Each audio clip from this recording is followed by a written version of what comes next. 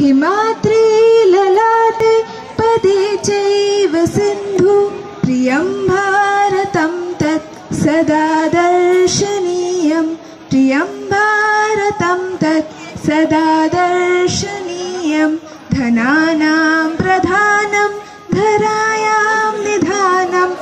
इदं भारतं देवलोकेन तुल्यं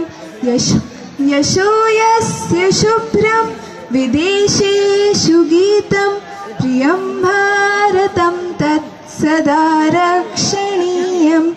अनेके प्रदेशा अनेके च वेशा अनेकानि रूपाणि भाषा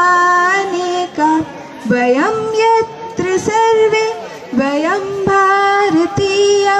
प्रियं भारतं तत् सदा रक्षणीयं प्रियं भारतं तत् सदा दर्शनीयं प्रियं भारतं तत् सदा